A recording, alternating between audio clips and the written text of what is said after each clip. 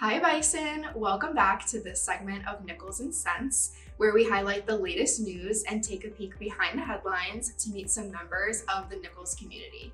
My name is Claire Kari, class of 2024 and graduate assistant for men's and women's golf, and I'll be your host. While class years 4 and 9 celebrated their reunion, the 70s group of football champions celebrated a reunion of their own.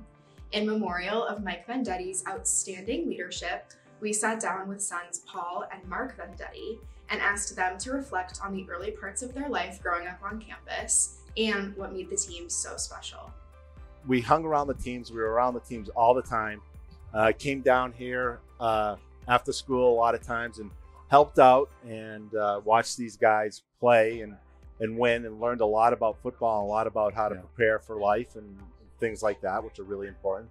And hearing a lot about that from a lot of the players on from the 70s here, and how important Nichols was to them and the opportunity that was provided to them from Nichols, from my father, and from football here. So it's interesting to hear the stories, because sometimes you're far away from it and you forget what it was like. So that's really nice to see. So there's often in sports, there's usually an overlooked term where people talk about family. But one of the things in these teams in the 70s, there truly was a strong sense of family, and everyone taking care of each other. My dad looked at these guys as though they were his kids, not just as football players. He wanted to make them better people when they graduated. It's hard to find that. And, for these 6 years, they had something really special going. Yeah. And it's great to see you have 50 plus guys back 50 years later, celebrating what was something truly special. And I would also add in there that something that I've heard from the guys too was how important my mother was to them too. It was, my father was the coach and, did all the coaching and treated them like that. But my mother was an important part of their experience here at Nichols too. And you hear that too from it, which is, for us, is good to hear. They would have, dinners with the kids, with the players, and they'd come over, and a lot of them were away from home for the first time. And my parents made sort of a second home for them. And that's not what happens in a lot of places. And I think that's part of the reason why they're so loyal to each other and to the school. In case you missed it, over 500 alumni and friends joined us for this year's homecoming and reunion. Check out this short clip from Anthony Mucciaro, class of '82.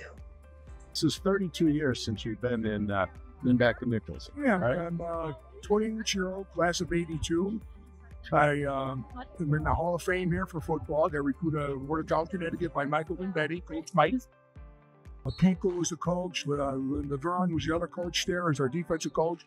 Bates was our athletic personnel. 32 years. 32 years since you're back. What do you think? I think it's tremendous. What a beautiful school. Very proud of it, and I'm proud to call myself advice. I'm going to tell you, beautiful school. Great people, because I meet some of my alumni. There you go. Family. Not looking for more. Well, thanks for adding to the Nichols legend. Lastly, we highlight 2 Bison of the Last Decade committee members in action. Emma Murphy and James Singletary hosted students during an online informational session about moving out of state post-graduation. Their perspective on navigating life after Nichols is a testament to the experience of life after graduation. Check it out. It was uncharted territory for us, right? We didn't really know many people who had moved away. We didn't really know what to do. So we had that conversation. I remember, I think it was like over some Dairy Queen.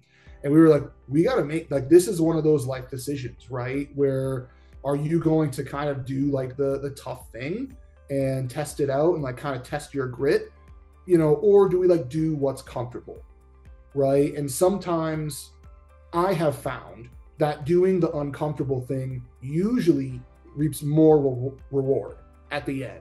Really, the theme here is that you can try to put everything you've wanted to do and everything that does happen on a timeline.